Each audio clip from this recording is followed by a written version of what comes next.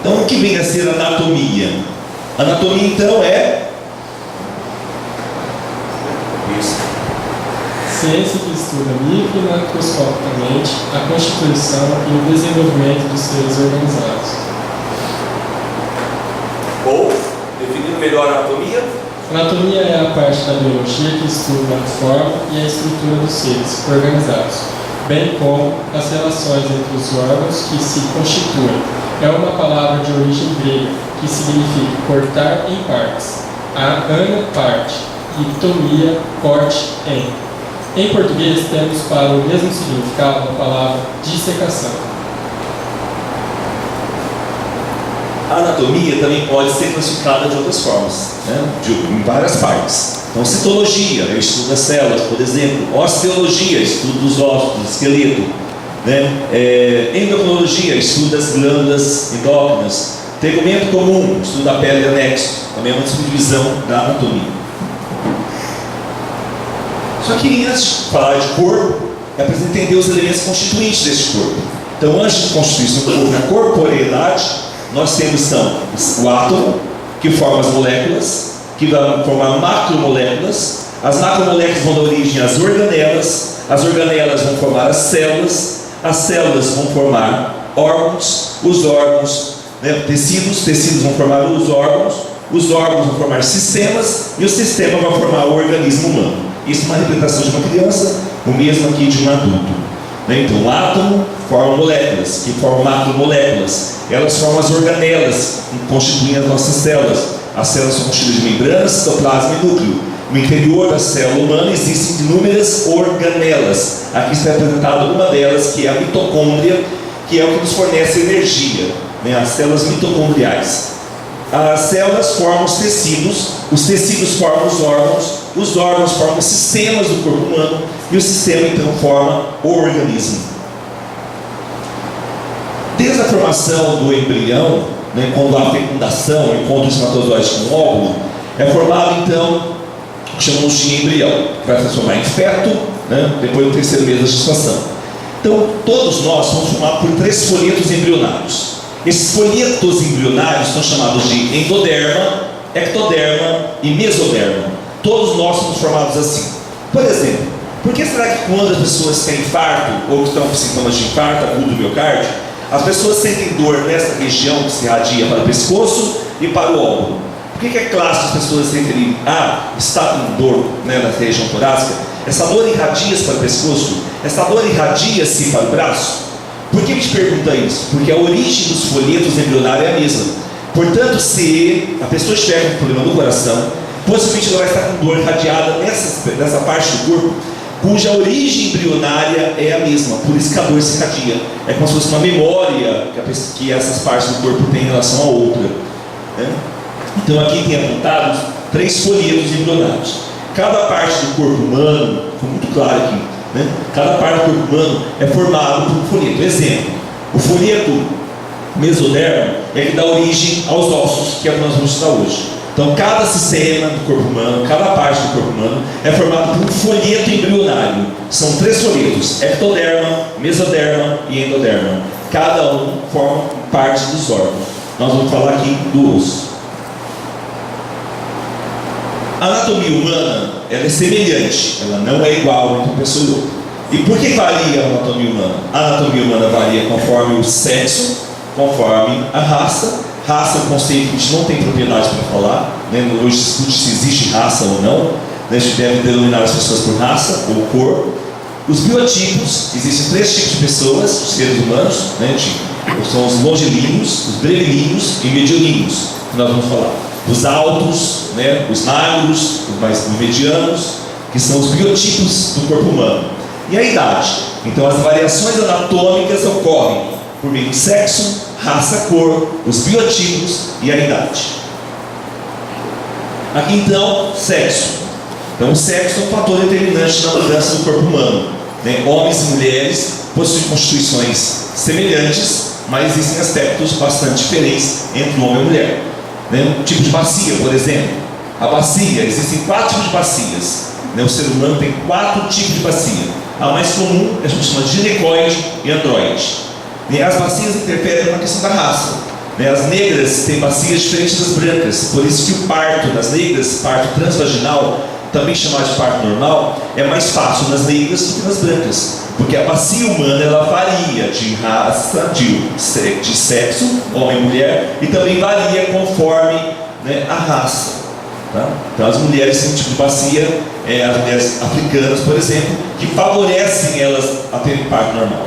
Certa vez uma pessoa de Fernando foi viajar à África, fazer um cruzeiro, e ela, do navio, ela observou na costa da Gana, do país de Gana, na África, a mulher à praia.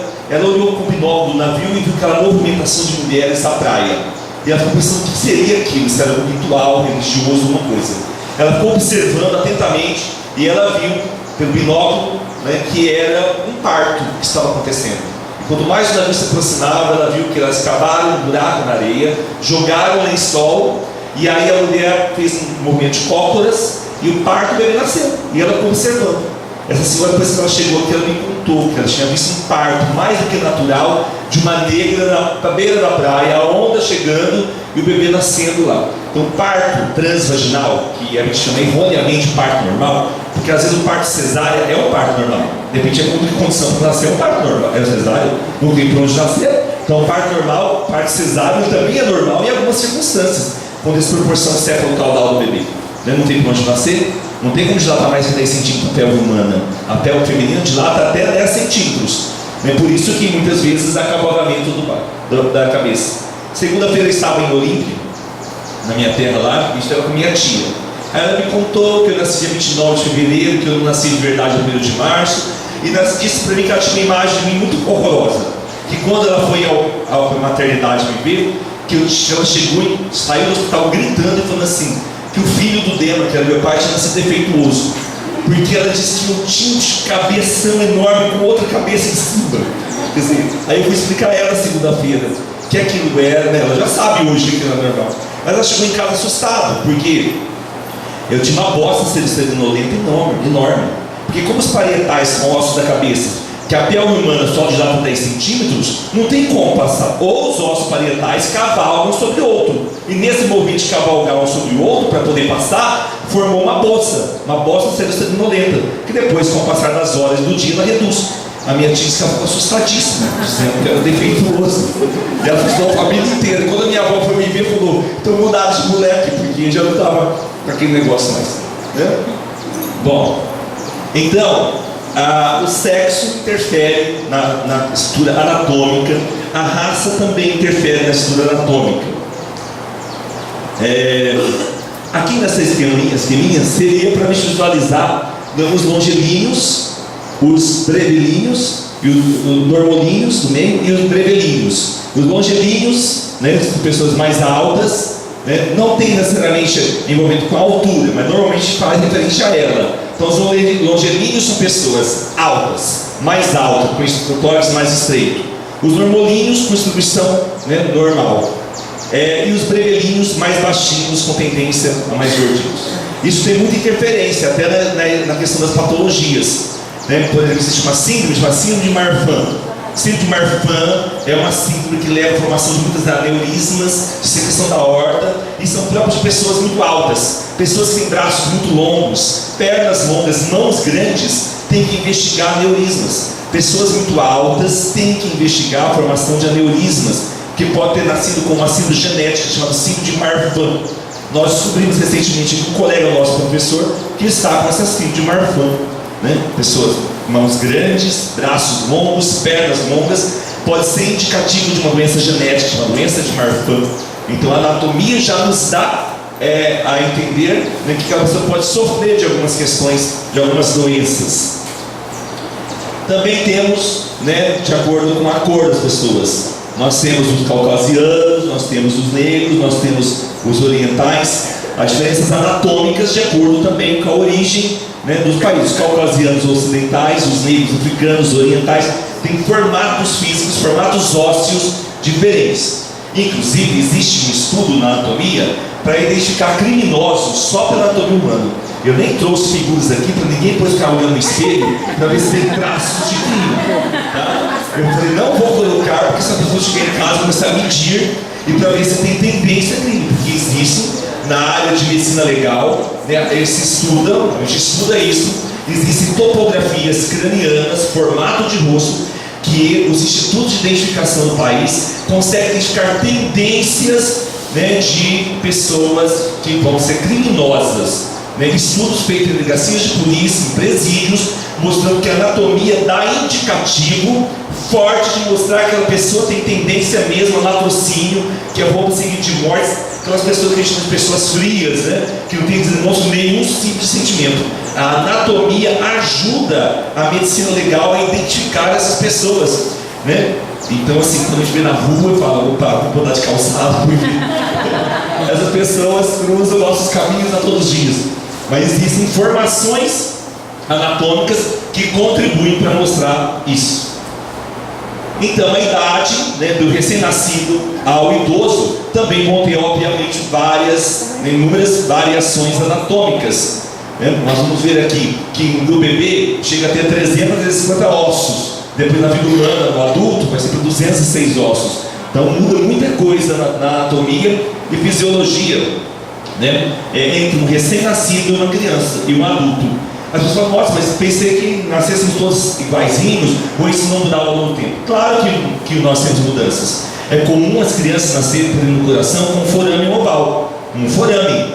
Né? Se esse forame não fechar pelo gelatologia, as pessoas podem ter problemas cardiológicos na adolescência. Então existem estruturas que ainda não estão consolidadas, que vão se consolidar. Estruturas que são abertas, que vão se fechar. Estruturas imaturas que vão amadurecer ao longo da evolução.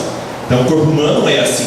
Então o recém-nascido com a ausculta cardíaca dele é diferente da ausculta cardíaca de um adolescente e de um adulto.